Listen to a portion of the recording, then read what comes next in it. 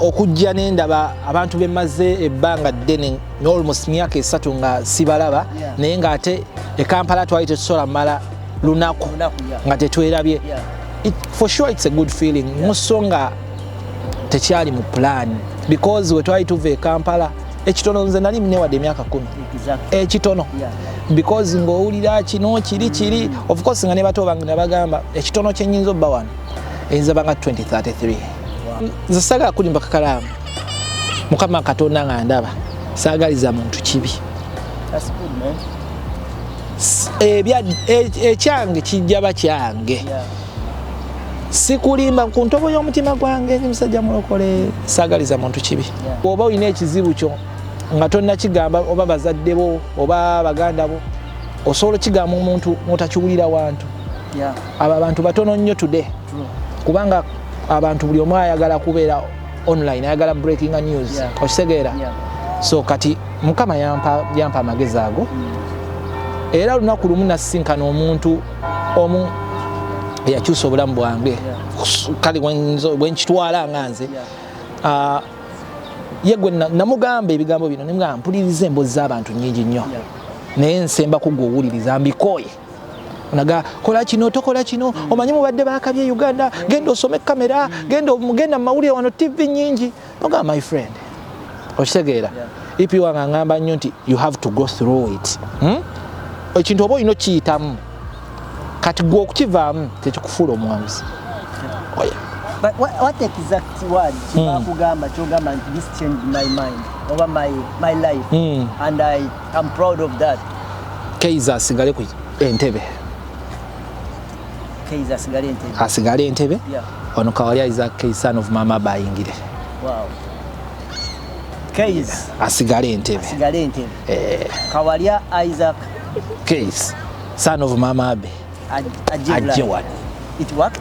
Oh yeah, kubanga sajja kolera Kayz najja kolera legacy ya mama wa ewaffe nze yasooka linnya ennyonyi emalayo mu kika kyonna sebo nange ewaffe wabe wakana but emalayo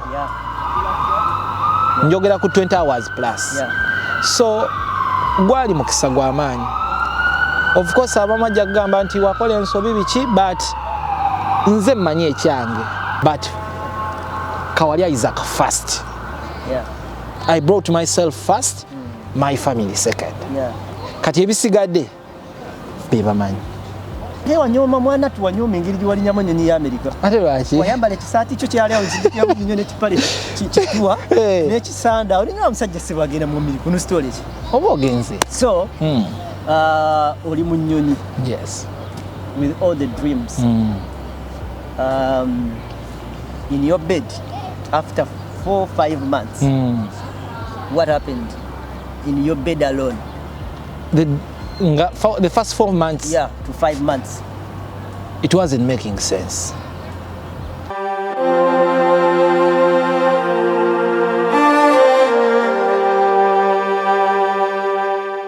Akapati kano bakayita when did you last? When do you last? Yes sir.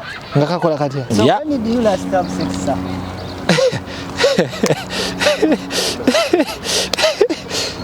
Ekibuuzo kya ntambi cyane. Kikyo.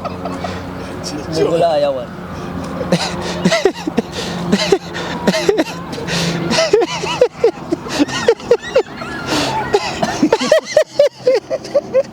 Tetuyogere te.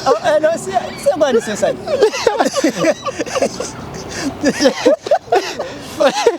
Omuwulidde?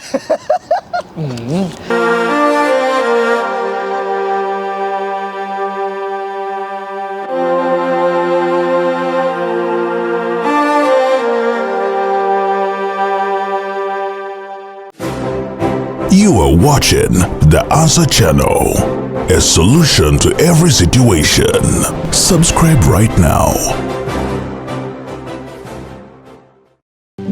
oli munnayuganda wangalira mu diaspora, America, Canada, Australia, UK oba Germany ng'okola emirimu 2-3 wabula nga tofuna kadde kawummula oba kwebaka naye nga tokyasobeddwa lwaki ssente z'olina ku akawunti yo tezeeyongerako? Toli wekka, bangi ku ffe twaveeka n'ebirooto eby'amaanyi wabula oluvannyuma ne twesanga nga tukolerera kusasula bills zokka. Tusuba okubeerako ne famire zaffe era nga tuwulira tetulina kye tuyinza kukola kukyusa mbeera eno wabula singa nkugamba nti waliwo enkola esinga eya franchise digital business ebaddewo okumala emyaka 5 mu gumu mu nsi yonna esobola okuyamba okukolera ewantu wonna kasita obeera ne laptop oba essimu ssaako ne wifi nga okola n'omulimu gwo ate ekirungi nga teweetaaga bukugu bwonna wa tekinologiya ng'ezimbiddwa okuyamba abajja ku kyeyonga ffe okwekolera ensimbi esasula obudde bwo wamu n'ebyo by'osobwa tukutendeka ne tukuwabula ne ku buli mutendera ng'oyambibwako abantu ab'enjawulo abategeera gy'ova tetusuubiza mpewo wabula yeno sisitimu gy'osobola okutandika okuyiga leero bw'oba okoye okukola essaawa ennyingi nga teri kuwummula nga te tulina kyolaga kizivaamu nyiga mu linki eyo wansi okumanya ebisingawo okuba ku simu ya Gerard Seguya oba gwe mumanyi nga Kakalamu The Answer ku +1647 821 8189 oba kyalina omutimbagano www.g-viepena.com.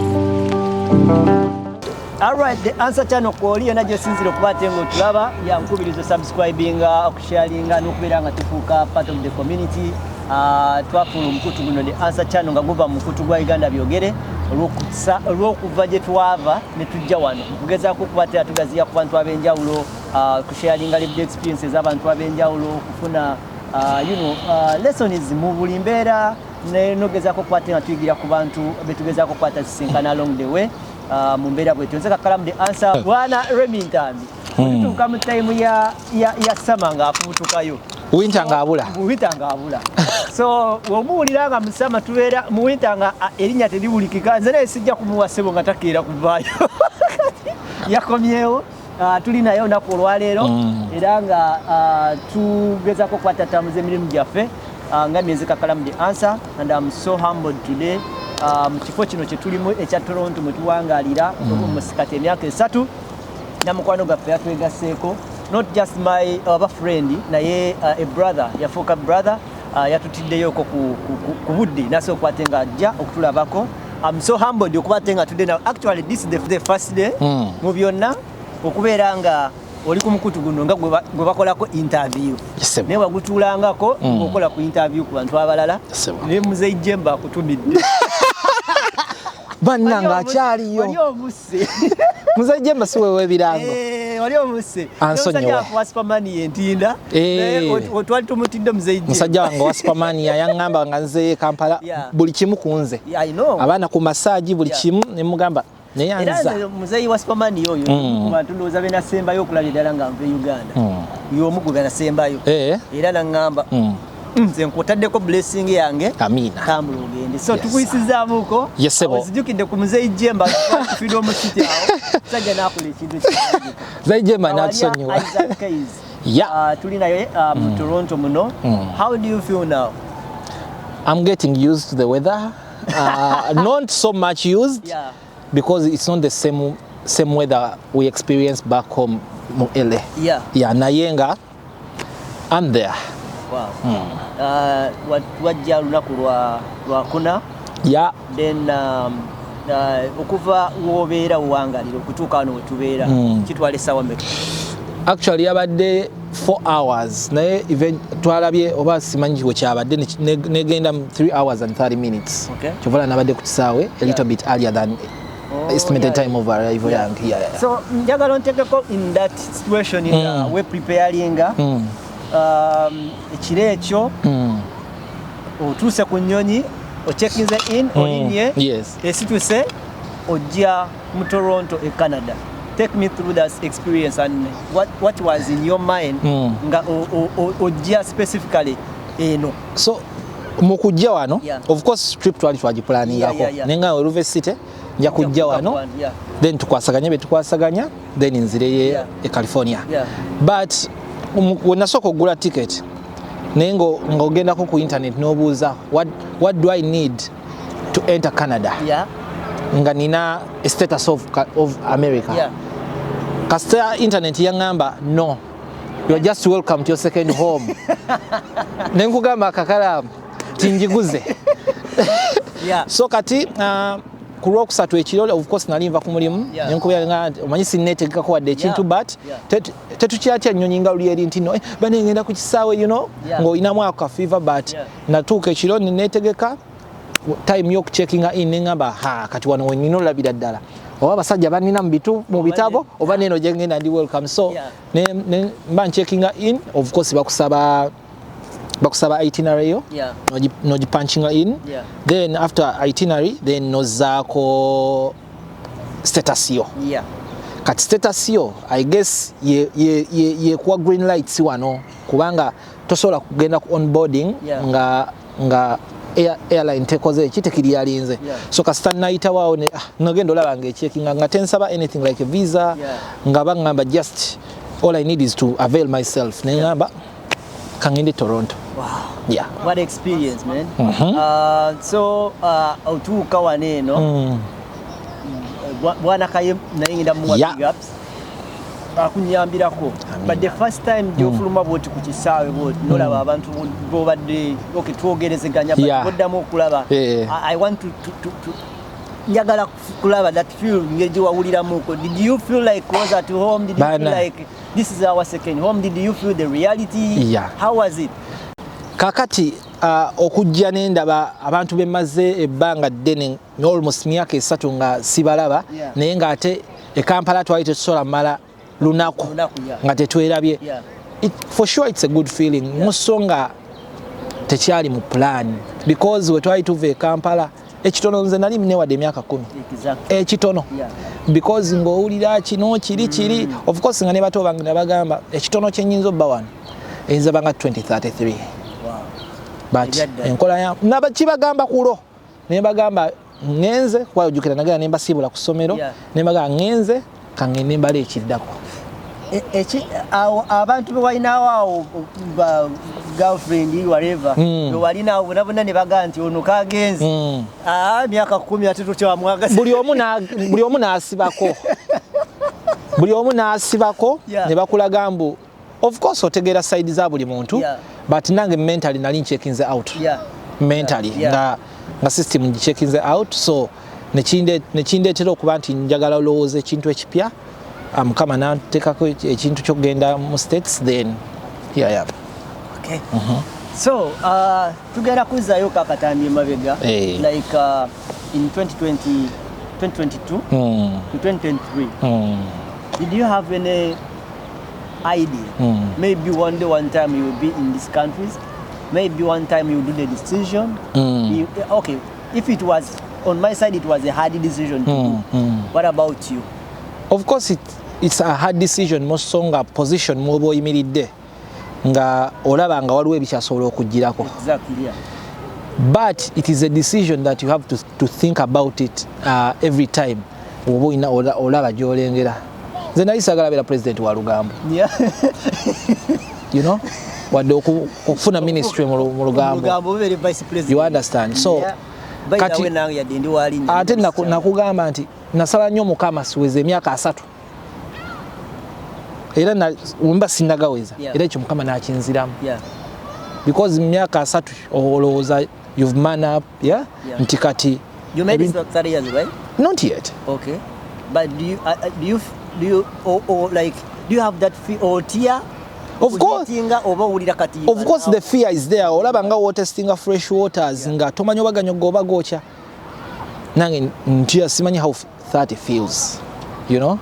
But of course buli kimu mukama buli omu yagituukamu it feels almost nothing, but the only thing you can get you will not tolerate any nonsense anymore. Exactly. So kati era kyeni mutunulirako but omuze kya okula oba decision nali njikoze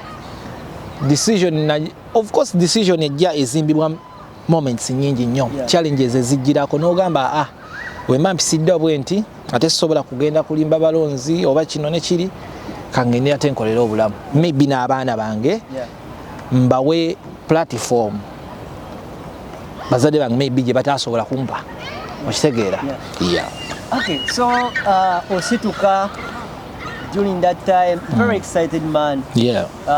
Though you left some people back home, they feel like, oh, my friend, let's say, I caused a decision a year, but your mumutima go through the only ranga you did the right decision. Oh yeah. So then after reaching in the USA, did the reality kick in first? Of course, nga wakatuuka tosoka kukkiriza. Naye wabaawo ebintu ebikuleeta okukkiriza nti yes ntuuse. Nti olaba nti wotakkiriza kwe kulwawo kwa adjustinga ku system. Yeah. N'omanya nti eri mbadde Kayz oba eri mbadde ndi kineki kati wano ate waliwo ababimala balala. Yeah. Kubanga kati amazima abantu betudiringa nabo ku Bulaaya. E Kampala tetwalina wetudiringa nabo. Yeah. You understand? Yeah. Naye ate buli woolaga wabaawo ate bakabejja baawo ng'akugamba kino bakikola kiti ono yatunda emmotoka license ogikola bwoti. Kati abantu abo gy'okoma okwanguwa nawe n'otasigalamu bbanga olyo. I guess bakureceiving amangu. Reality we kicking in challenges nezijja kwabo baba aziyita mudda. Yeah. Of course it's a different story naye zifaanaganamu kati ne bagamba awo wano oyitawo bwoti oba wano kikwate bwoti. As a person like I call you as my friend, and I believe I don't even regret meeting you, by the way. Thank you. Nanga, I don't. You found me in a situation that sinava kutegeera a true friend chicha. Bantu. Yeah, chategeeza but we wavaayo eri nojja wano. Did you experience any true friend? Oh yeah. To say one. Kati kankutandikire ku ekisooka mawulire temuli mukwano. Okay. Omuntu okuba mukwano gwawe aba ayinako box za checkinze. Yeah. You know, nga checkinze boxes eziwerako. Kwanga abantu bamanyi. Naye so olwokuba nkumanyi tekikufuula muki mukwano gwange. Yeah. So kati okujja ku Bulaaya nawo kina kyekikulaga. Yeah. Because nkulayira essimu ye ebbanga envuga gye yali evuga 3 years ago. Yeah. Kati si bwevuga. Exactly, yeah. Okitegeera? Yeah. Because abantu betwali tukolamu nabo bantu. But maybe we tujja wano tulina namba zetusalawo. I'm sorry. Definitely. Nze nti wenna gye Uganda nenjijjako. Yeah. Kati nga nze nino nnoonya gwe neetaaga Uganda. Okitegeera? Kinyambeko mentally to fit in this system. Kwa ino system tujizzamu tukuze ate eri fast paced. Exactly. Okitegeera? So kayito oyinza beera here and there. Of course ne Mukama n'atuyambako but abantu obamanya onoola bulijjo kyandowooleza but olw'okuba nti naffe twali tukola omulimu guno era nga n'abantu tuboogerako kati bakuggyako eyo right egamba nti gwe lwaki toyagala bakwogereko so kati gwe n'okireka n'oplayinga easy gwe n'oleka obudde bukola ebyabo. Wow. Yes. So in that situation ovulira amaloboozi g'abantu bameka osunsulamu ku 10 osunsulamu ameka era gakuyamba kyenkana kigakukalubiza kwenkana ky'okutuuka ku kino ky'oliko. Yeah, of course woba owuliriza amaloboozi ag'enjawulo nawe oli oba muntu mukulu n'osiivinga kye bayita okusengejja waliwo agamba nti teweetaaga kino teweetaaga kiri oba kola kino naye ng'ali mu kukozesa nsobi. Oluusi agikozesa takimanyi nti okola nsobi kuba naye teyali takimanyi nti agikola. But wobeera open minded ku bantu because life is an experience. Omanya nti ono kyaŋŋambye wenkigattako nekyono kifaanaganamu ekyoli kyaŋŋambye so mba sigenda shooting around okitegeera but waliwo omuntu ng'ali intent ye teri as pure as waaba alabika. So kati abo be bantu gw'osanga nti nomba muwawukanye mu ndowooza katono era ye takitwala nga muntu mukulu okitegeera. So kati ate ku Bulaaya abantu banyiiga mangu okitegeera abantu banyiiga mangu olw'ebintu bingi nnyo ebibakola bibaliko. Kati gwe kyokola kumanya ani gw'odiiringa naye era odiiringa naye ku level ki nti woba olina ekizibu kyo nga tonna kigamba oba bazadde bo oba baganda bo osobola kigamba omuntu n'otakiwulira wantu. Abo abantu batono nnyo today kubanga abantu buli omu ayagala kubeera online ayagala breaking news okitegeera. So kati Mukama yampa amagezi ago era lunaku lumu nasinkana omuntu omu eyakyusa obulamu bwange kale bwenkitwala nga nze yegwe namugamba ebigambo bino nemugamba mpuliriza emboozi z'abantu nnyingi nnyo naye nsemba ku gw'owuliriza mbikooye onaga kola kino tokola kino omanyi mubadde bakabye Uganda genda osome kamera genda mu mawulire wano TV nnyingi nogamba my friend ekyo manyi ekyandeese okitegeera sometimes you don't oba tokimanyi obeera in the middle of confusion but nga weetaaga omuntu buli muntu alina akuwa amagezi naye magezi matuufu oba makyamu kati gwenkozesa gyogakozesa of course mukama yacu yabako n'atugaidinga nti kola ono kyagambye kuba waliwo akugamba n'okikola nekikuyisaawo ate n'akiwa omulala nekimugaana omuyisaawo yes so mu bufunze waliwo olunaku olumu lwewankubirako nongamba naakaddamu ndaba nnyo interview za isimu Uganda waziwanga obudde obudde ate ngambawo bwaki nga tweyogeza nedda si kweyogeza mukola ekugambe ebintu ebyo byakolebwa nga ntudda oluusi nga nina gwenva okukolako nga naawe olinze isimu kati ebintu ebyo tosobola kiwa nnyo budde but woddayo kiringa it is not a coincidence nti omuntu aba ayogera ebintu but kitwalira omuntu oyo ategeera okuddayo n'awuliriza n'amanya nti wano yali ategeeza bw'ati because neno interview yennyini waliwo atagenda giraba magezi but ate waliwo ejjo yitawo over time agambe nti naye ono yayogera ata kyobola interview za isima zikomawo nnyo of course he was a bright exposed man but sinti ye yali spot on nti no yagamba nti Arsenal bagenda gikuba naye Arsenal no because azze alaba engeri gye bakachere gye bajja bakolamu ebintu byabwe and so that is it so tutuuka mu America sisinkana abantu ab'enjawulo I had an experience, a bad experience by the way especially ya confusion ku muntu nga ali mu kiti ekikyo nze natambulako nawe ndowooza mu nsi ez'enjawulo ng'okubye side ne side ne side now omuntu nga ali mu kiti ekikyo ng'ajja mu Bulaaya okubeera n'abantu abamumanyi oba ye balowooza nti bamumanyi bamutegeera n'okujja lufaaya Katonda yamanyi ojja lufaaya kiki ekisinga ojja lufaaya reality ne kikingirawo n'omanya nti yes anti oba bagamba akusuubiza akiri akumma naye olugero olwo era lulimbamu somehow because aba akusuubiza naye naakummye aba agambiddewo nti sigenda kola ki kati okuva e Uganda ng'olina b'omanyi wano nga obadde toli mututumu kikola nnyo naye woba obadde omanyikiddwako olina ku hitting down the road because ebintu bingi nnyo ebibaawo behind curtain yes okonyeko ku muntu eyakyusa obulamu bwo nogaa nti ono gwe nasalawo owuliriza bangi mbawuliriza nina bakojja bange nina bakyali bange ankubira esimu nanga Kawalya nga takulaba nga oli Kayz. The biggest problem of course toyinza kyejjako naye oli akulanaga oba bwali bukola ku TV naye oli musajja mukulu omanyi ng'omutuuse tugeze mu community service kaako ati kaali kakola ku TV ogendola abamu beesega ng'alowooza kati waliwo kyali wange yali antwala mu ndongo naŋŋamba naye ensolo yange egambye wali okola ku TV ojja tuwanika ne mugamba akola ki what does she do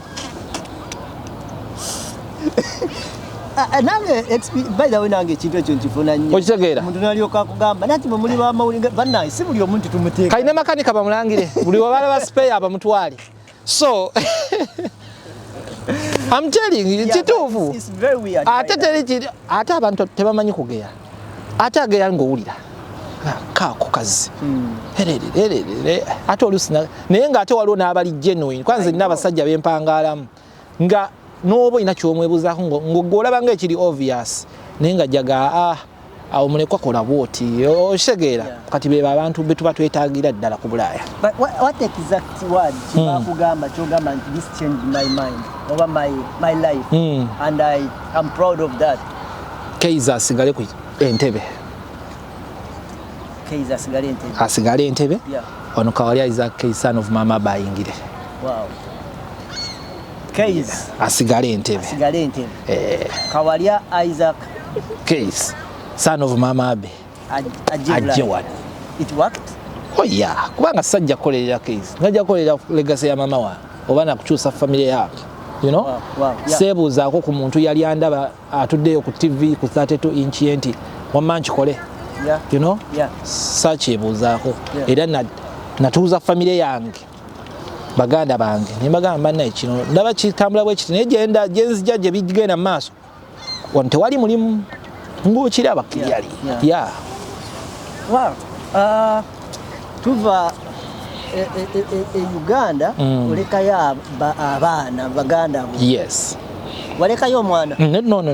Nali mbeerera Uganda. Why? I was a young boy. You had all the chances to get very many kids. Kati KAKALAAMU abantu kye batamanyi. Okay, kankugambeyo ne kino. Ebyo byonna bye balaba bye nakola. Nabikola between 20 and 26. Okay, emyaka gya 20 up to 26. Yeah. Kaki ky'osuubira mu muntu oyo? Kweyagala. Kiki? Isibu. Kweyagala kokka baawe. Gwe teweeyagala? Kwegya emyaka.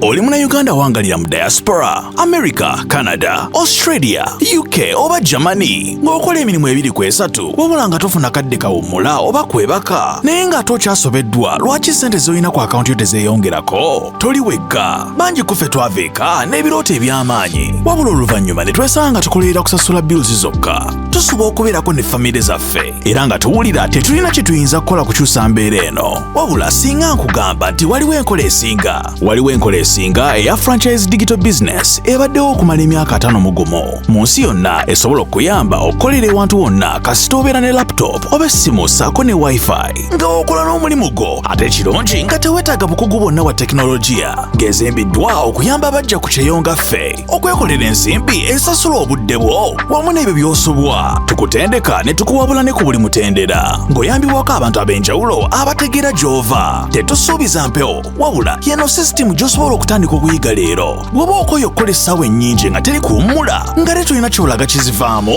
nyiga mu linki eyo wansi okumanya ebisingawo okuba ku simu ya Gerard Seguya oba gwe mumanyi nga KAKALAAMU The Answer ku +1647 821 8189 oba kyalina omutimbagano www.g-viepena.com.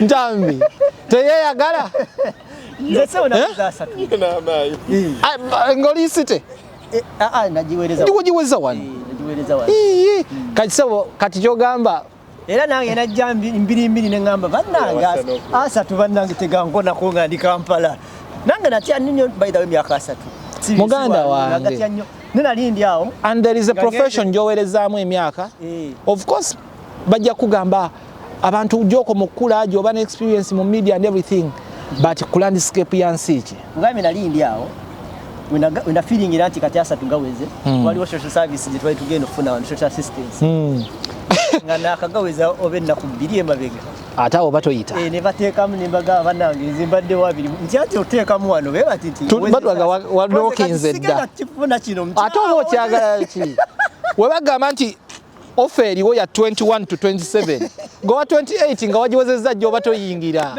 okisegeera naye oyingira offer eyo osobola okukwata woba application bali bagireceiving nga tonnaba uweza because oba okyali mu bracket ye nali mvudde mu youth ndowooza okitegedde tukayenga nagawezezza nnaku 2 emabega nga tewaliyo baaba noonya ku kirala so ngenda ku lunaku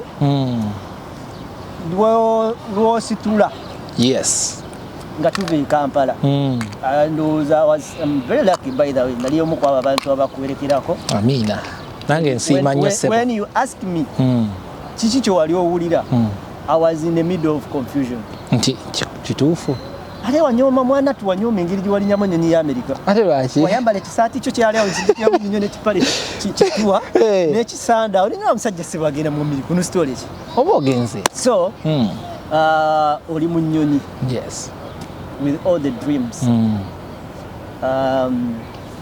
in your bed after 4-5 months what happened in your bed alone the first 4 months, yeah, to 5 months, it wasn't making sense. okay, Yeah.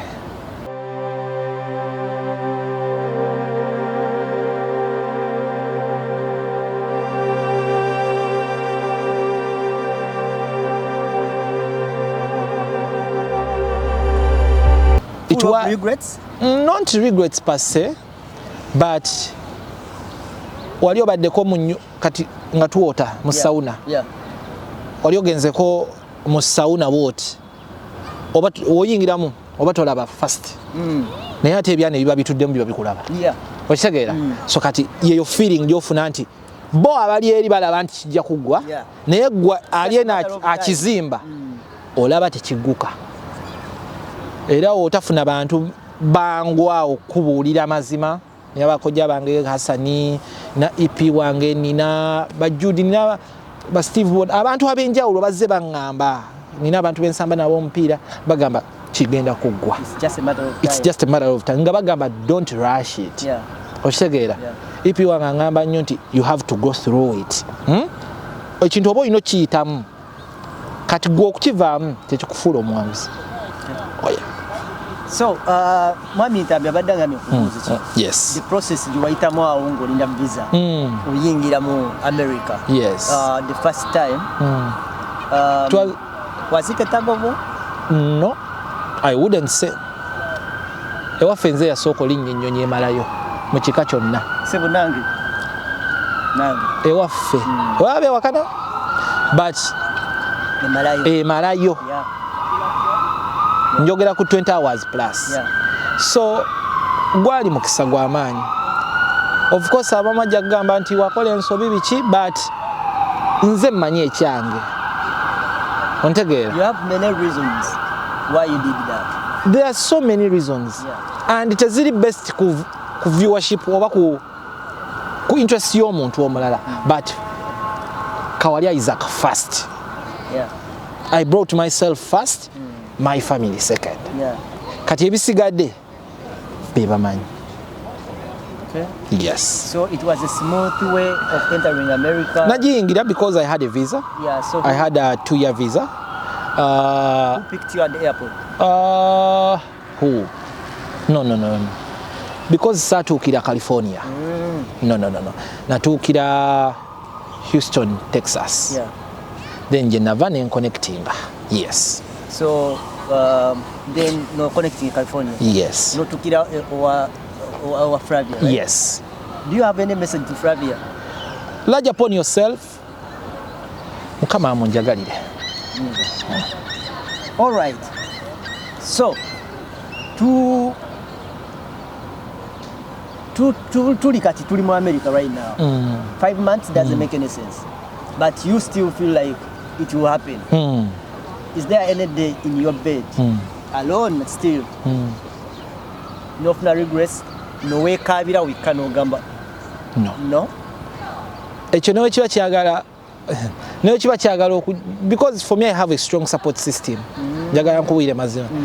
Nti ekintu bakojja bange tebatasobola kunnyambako abaani mu America, bakyali bange okimanyi. Ate mwembe temukimanyi, nina omuntu akimanyi. Okay, yeah. Ate nga ali phone call away. Yeah. So I have not had any regrets okuva e Uganda. Though it is a place gyotasobola kugamba nti saagala. Because emyaka gyaffe gyonna egy'obukulu gyegikoze eki?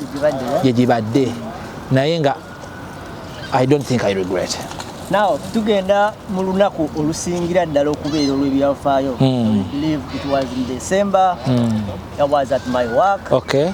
Olaba ensenkuze bagaba n'ebyokulya. Yeah, of course. Yeah. They do. Naye abantu bano beeraga nnyo. Obamanyi? Bayinza okubikuwa n'ogaana. Now, olunaku olwo, you call me. I'm preparing myself. I'm going back to Uganda. Yeah. Yes. So, what do you think I can ask you in that situation? I had to go to Africa. Maybe just to narrate the story, to narrate the feeling. Going back, ogenda kulaba ku Baganda about the first time, ogenda kulaba ku Bakritik the first time. That was a family vacation for me. Vacation, yeah. Jajja wange mulwadde nnyo. Anzaalira mama wange. Wentebe wali. Yes. Kyekyandi ku mutwe. Yeah. Tewaaliwo kintu kirala kyonna. Era nakubira essimu ne nga kakalaamu kanzikeko eka. Yeah. 2-3 weeks nveeyo ng'ebintu byabwe tebinakola ki? Tebinatabuka ebintu byabwe byali bagendamu whatever. Yeah. So bino byonna ebisigadde ebyali byogerebwa. Yeah. Saagala kulimba ne baganda babe baali balowooza kyekimu. Kwanze nze soogera kino nga tekinnagguka. Okujjako oyo gwenkirimu naye. Yeah. Bwe tuba tulina ssente ze tubala nze ne kakalaamu ate tekinnetaagisa kugenda mabega wa ngambe kaye nno tulina ssente ze tubala kuba ate kaye atajja kugenda agambeko ntambi kati gukole ki gutandika okuna omukisa guna kati tomanya osangayo emabega eri aguyiwa kataba kubakaita batyankera bidde nali nkasoma nga bakaita the famous red book kubaga don't share your dream to anybody. Kati ate nze iranga wokyogedde ngo sharingira ku muntu gwe muli naye if you are chasing the same dream same thing same nga mwena muli ambition yemu ye muntu oyo kaga ino kimanyako because tomanyi muntu kyakulowooleza and ate abantu ng'oyagala omanya kye bakulowooleza tolina kufuna birungi balowooza ekibi kikutuuseeko naye munayinze natuuka time ne ŋŋamba oba Katonda ebintu byatukolera oluusi tetufuna budde bumuweera bujulizi noyagala nogera kati kiki kyenyinza omukolera kati let me just be open nga kanveeyo naye kyokka ne bahaamu abo birungi byabwe tebabiraga kuba sikitegeera bulungi omuntu togamba kyozaako tolina bagamba anti neera hamu takerako makya n'agamba nti era olaba kizimbe nga kimeruse ate nno nga inamunje n'abempiga sooka nayuwayuwawo omusenyu wawo mwala nasooka abalaga basajja bakolima abo naye olaba era kisigala kizimbi so kati buli omu alina ekirooto kye ge mazima so nze kyemmanyi gyokoma okwogera ebitono action yayogera bingi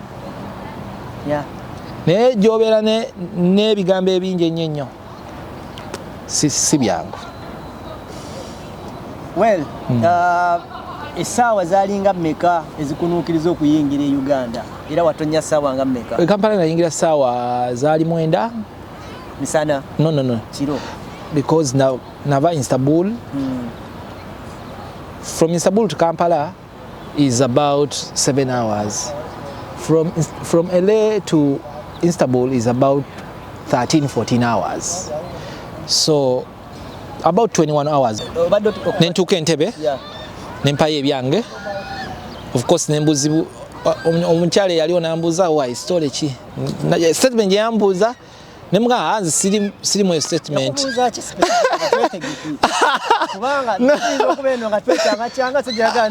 anti nali ntaddeko hudi yange bulungi nnyo nga manyi budde bwakiro tasobola kuntegera naye kasita yakwata passport yaabwe kati naga ndowooza kusoma amanya naga ono kainagamune nga tanna kabaina buno mumayi nakaza ono si Kayz naye of course obumukola ki kati oli nanyeona tukutegedde you know nga choice wano ndinayita wa be specific so yeah bagamba petina kukukuta na yanga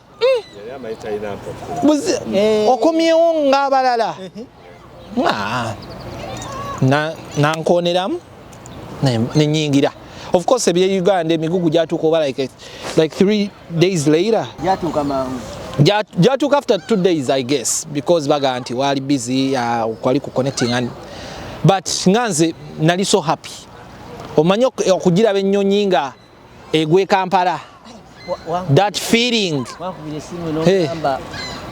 do you know that okimanyi nti ndi Kampala naye abantu njagala tutambule mpolampola kuba bwana Ibula Ibrahim namuwa bulungi ebifaananyi nanga akampostinge nateeka nabaana akwesera naye kakalaamu tontomeza muli bayaye ne Kayz musajja ali Kampala tali Kampala poze teka yaliwa ali Kampala okukakana mu mutima ngalayo muline Big Eye Stewart musajja wange kasabaine Stewart kagulu nagamba kati nzikiriza kagireke poze ne buli dakika ali agala jijjayo ebaluwa za imulezo zigenda ziriraga wala njagala mpiseeko mu omukuyingira simu yo kati bwe yatuuka ng'otuuse of course kajjukira essimu yange ye Uganda teriiko nze nkukubira kati snap yankwa snap nze wensinga okubeera nga buli omwa nga so you were deported so waliwo najja n'agamba twabagamba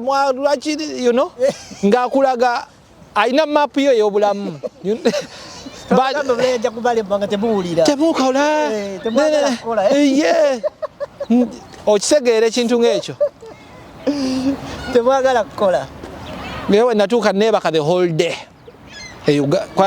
jukira neebaka the whole day nenzuuka ekiro kwe kulaba Stewart nenkubira Stewart nemugamba ndi mu kizimbe nerajabwawo netukubira amasimu 2-3 ekiro kitandike mubufuuze ne baganda bwe wali nabo bali tebeesiga nti otuuse bya mirembe sina gwe nagamba nga ngenda okujjako nga bazze nabo baali tebategeera nti muganda Abe yaŋŋamba because Abe mujjukira Abe naye teyamanya nti ntuuse kubona tekuli yali amanyi kikigenda mu maaso nvuga ngende ewa Abe nga bajjavaayo yali ndowooza amanyi bekyalibe biki nemuzise ndabira nga anko naye nasikamuko nanze ekigwa kiti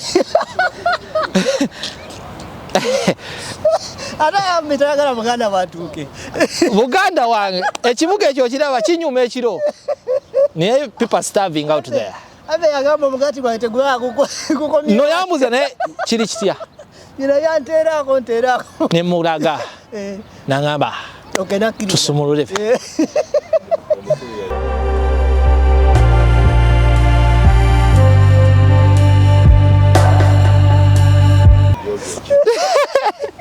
yes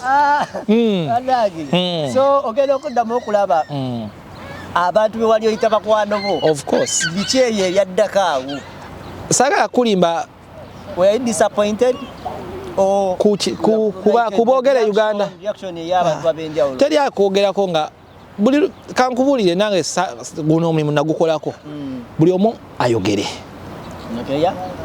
but time yesinga okukola ki and wajjawo problem ya nti essimu eri mikono emikyamu you know by the time wetwajjira mu mawulire ng'akasengejja akayingiza naye kati buli omu John Style yatugamba yafubutula fokube twali tulina okuva wafune space yagifuna so yagifuna era journalist wa tabu nnyo I know abantu batukubiranga bano nebagaa mukoze ensobi temwandi postinze musajja oyo mumupostinze ng'ate mumanyi munnammwe kati mwagala akola atya anti buli abantu omanye obuzibu abantu buli omu alina pulaani ya munne naye ate omuntu yasinga omba ne pulaani ye gwe nali nvawo nagamba nti anko kangende nkomawo kantuukeyo nkomewo ndowooza mu bonna bakyali bange bonna nga bwe tuli wa yenze yali akakasa nti omusajja akola ki naye ne bakyali bange bonna bakayenga kaye tiyaliimu naye yali afulumyemu yali taliimu naye nga kaye naye agamba omusajja abadde ki nti waali aga omanyi omuntu nga tanakubitegeera bulungi aga atandikira eri namala naga kirungi bampeerezaako omuntu omu n'agamba omusajja wange yadolelera bakubaganaawo ate eventually n'akyusa biki ebigambo but otegeera nti content mutono unlike back then ng'abayimbi bakola amawulire right now ba artists baffe tebakola mawulire gali newsworth batono nnyo because landscape y'abantu abakola amawulire okola amawulire sikwe kujja just okwogera but even nakukyaziza oba okufunamu you know nti you make a statement nti because abantu abakola amawulire Uganda tebawera bantu 10 abasigadde bali mu kuyomba buyombi you know kati obaleka n'otegeera kye balimu nti no content yafuuka ki ate nange nali njogera so kati boogere naye nze tebajja wulira kyange tugenda kumaliriza interview eno naye nga tumaliriza Kawalya Isaac bakutegeera mu angu ndala e Uganda abantu oboolyawo tebafuna opportunity kumanya Kawalya nga ye omuntu yali ani era ayagala kweyandula atya even from today 20 to 30 years from now omuntu singa aba agudde kweno interview by chance oyagala emwe kyakuyiga ki oyagala akutegeera atya nga gwe Kawalya yali ani omutuufu ni musajja wa mpisa nnyo ni musajja of course tojja kiraba nga tolinanye ojja twala ekyoyagala ni musajja mukkiriza ni musajja mulokole musajja yagala abaga abantu okuba obumu serially ba mu bye si palapalanya naye wendaba omuntu nga nsinziza amaanyi muleka n'agenda oba n'entalo zonna z'olabawo awo zonna tojja kundanga nje naye abanga those that matter baba bamanyi oludda olutuufu kati gwe neweekola obusolosolo bwonna n'okola kino n'okola kiri ze nkutumya butunuzi mmanyi kimu ffenna goolo kuba bulungi and we are not here forever ekyaba okujjako abantu nga tebannategeera butegeezi reality of life abantu bajja amaanyi ku bannaabwe babaviireko ddala nno omuntu tomunyigiriza nnyo mukomyayo ojja muleeta obusungu nga tumaliriza akapaati kano bakayita when do you last yes sir nga kakola katya era ke tugenda maliriza nako akasooka ikisookera ddala when did you last cry did wasemba okukulukusa ku maziga Jan yeah I think January this year what happened a lot happened like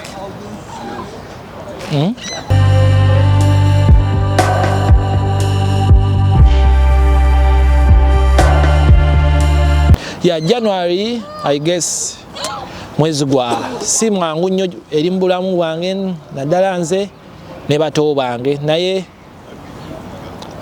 grief has no time frame so when did you last laugh enjoy and feel like this is my time when was it Thursday nazze ngomanya okujja Canada nga tebalina kye bakusaba nabadde njogera ne muto wange nangamba anko oli mu kirooto kyange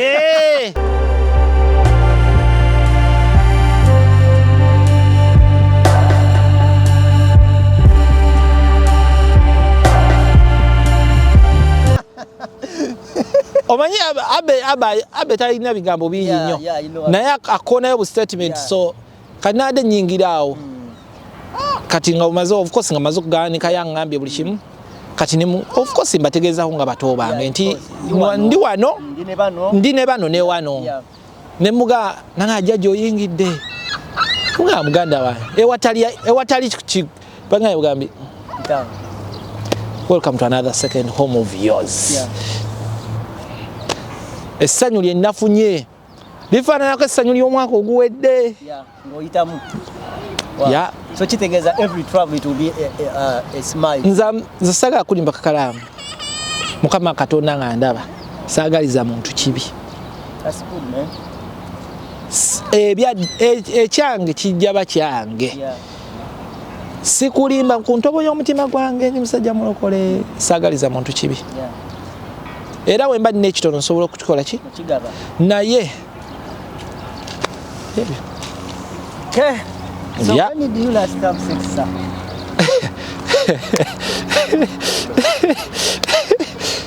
ekibuuzo kya ntambi cyane kikyo mugulaaya wano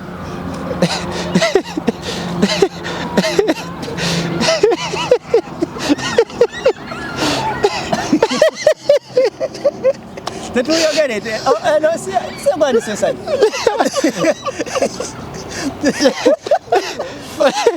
omuwulidde kati tukoze tutya soboze abazadde bange bandaba okwo abaana balaba nze musajja mukulu kati sebo nze kubuulira nina abantu benkiikirira constituency namba Ati gwe sebo kati kusobo mbuli go when did you last have sex? Natibuza palaso teyakirinza siwa kyali lwaki kikaluba palaso mu America zina genda bugezi era ngo pila Japan yourself so wakimubuuza nze ngezezaako okwekuuma ge mazima ya neekuumidde nno ddala era oyo yenna gwe neekuumidde olina okimanya bumanya nti oli kushuwa gwa nina Uncle Kayz is happy. Kati go when did you last have sex? What is your American dream? Why did you call your the channel? Yeah, your channel American dream. Of course, yukira Uganda twaite tukirizibwa channel. Era newunya nnyo ensi eno kukyuka kati ate be batuma abakozi mugende mubeere ku channel.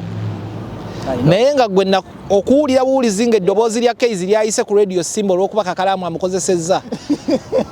Lwaki omuwa mutambula mwenna mu motoka effubiti naye jogera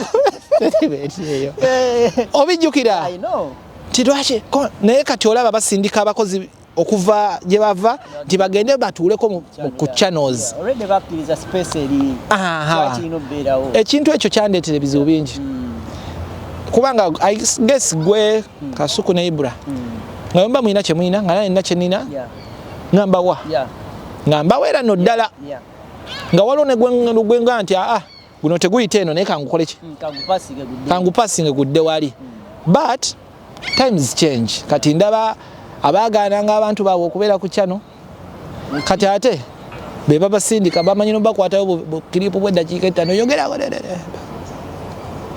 so you came up with the American dream. Kayz the American dream sayagala Kayz yantuusa wano. Then American dream it is wachibuza buli omu alina bwakiraba but I guess it's about meeting your goals, the purpose, redefining yourself nti I'm here to change me not anybody. So American dream yange inzo botaba yo okitegeera American dream yange is to make myself better. To make myself better. Nothing less, nothing more. Well, tetugenda kusuka wano nako olwaleero. Yes sir. Njagala okwebaza okusookera ddala okujja tukyalirako. Ekyokubiri okukiriza okutuula because to be honest bwe gusoose n'otutuulako actually ndowooza naye we banankwata obubi gwe nange ndowooza tetuli balungi nnyo mu simanyi kuddamu nnyo bibuuzo kubanga mba ntya mba njagala okwogera amazima ate nga ntya okukosa oludda luli. Yes. Bwekito bwe kiri tukwaniriza mu Toronto n'olala okolanga bwotyo dda. Yes, ntumireko. Tumire of course. Tumirako family yange yonna. EP wange. Abantu bonna. Eyo nayo accountability pattern. Kodi nayo njagenda gikuyigiriza ogirabe. Amapesa gonna ngenda gakolaga. EP wange nkwagala nnyo. The future is ours. Okay. Then baganda bange fenna twekuume. Okay. Yes. Tweyanza nnyo tweyanzegge. Kulakutana n'ensi yange Uganda atakumira mpira. Ate kati eno ensi yo. Eno Canada. Okay, kulwa Katonda ne ogattako Canada since yo. Uganda ekyandi lwakuba ekintiisiza nti bw'otuuka ku airport oga lwaki oyise wano. Ate kati omanyi mudde eno ne muwanda ebintu ebyo simanya mwagala bintu byammwe naye bemuwandira bali namwe so akuume wamma akuume.